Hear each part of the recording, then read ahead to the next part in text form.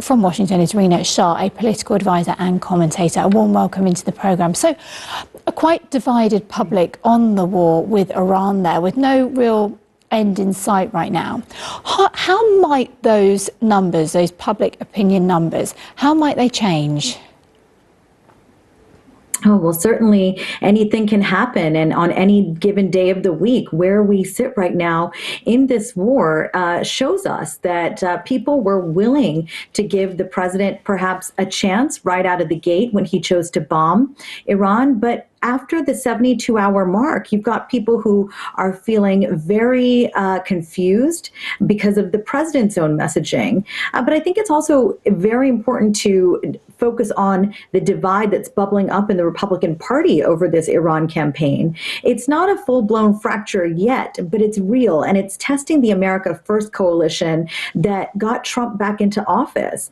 Publicly, you've got most Republican leaders in Congress who are locked in behind the president, with Speaker Johnson in the House calling it necessary consequences. And then you've got Senator Lindsey Graham cheering the hits on Iran's regime pillars.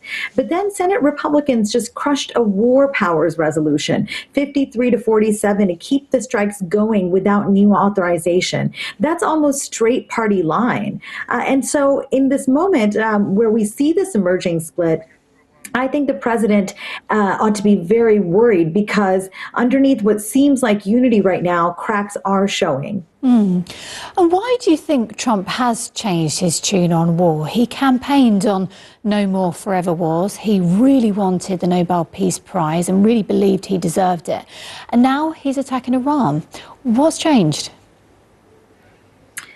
Well, there are many theories as to why he chose to attack Iran when he did. Look, I mean, was it the smartest thing to do in tandem with Israel? Some would argue, yes, we couldn't have gone this alone. Others argue that we did this simply because Israel decided to call the shots. So doing this in tandem with Israel, is the right thing to do. And so you've got, again, members of the president's own party on Capitol Hill saying that this was the right thing to do at this moment in time. But I think the small but vocal bloc of the Republican Party also makes a difference here. Think about Congressman Thomas Massie, who many of our audience may not have heard of. He's part of a group of America First purists. And people like him say this move by the president to attack Iran risks turning into another endless entanglement, contradicting the no new wars vibe from the president's campaign times. And so I think, again, this is a situation that has really got many folks confused, because what it means for the party and the administration is far bigger than I think is being talked about at this moment. This is what I would call a Rorschach test for the Republican Party. One side sees the bombing Iran as projecting strength and finally confronting a terror sponsor. And then the other sees it as betraying the promise to avoid foreign quagmires. And Trump's team here is betting that the hawks carry the day and the base rallies around his decisive action. But privately, some Republicans are jittery. They're worried about oil shocks hitting wallets, or this dragging into putting troops on the ground. So if it stays targeted and quick, the divide stays contained. If it drags on, it could bleed into our midterm elections messaging and even fracture the coalition longer term.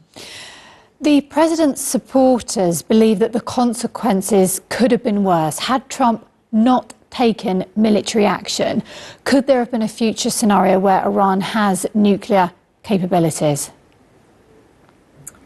There absolutely could be, because what a great many Democrats are saying, and even some Republicans privately, is that the president has lied to us before. Last year, we were told that their nuclear capabilities were crippled. And now it seems that that lie has been forgotten, because what's being talked about right now, continuing to run this campaign by air and cyber so far as we enter its third week, to cripple Iran's nuclear capabilities, as well as to cripple the ballistic missile capabilities as well. And I think that probably the most problematic part of all of this for me is that Congress was not consulted. This has been done without congressional authorization. And right now, Congress is a partisan powder keg on this war. Republicans are largely lockstep behind Trump Trump, as I mentioned. They framed it as a targeted operation to neuter Iran's threats. And again, Speaker Mike Johnson calling it specific and clear, not a full war. But it's Democrats who are fuming, blasting the lack of authorization as unconstitutional. So I think, look, the administration's story is muddled with no real end game in sight. And you mentioned this one, that parallels are being drawn with the Iraq War, in which President George W. Bush famously said, "Mission accomplished," 3 weeks after Saddam Hussein's statue came down. Do you think we are in for a long war ahead?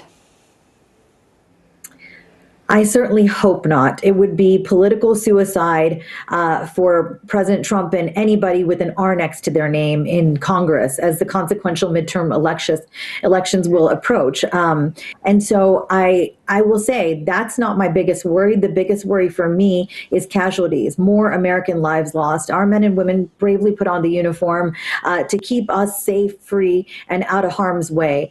In a post 9/11 world, I cannot overstate the importance of trying for diplomacy before, again, putting boots on the ground, because it is so difficult to get out once you're in.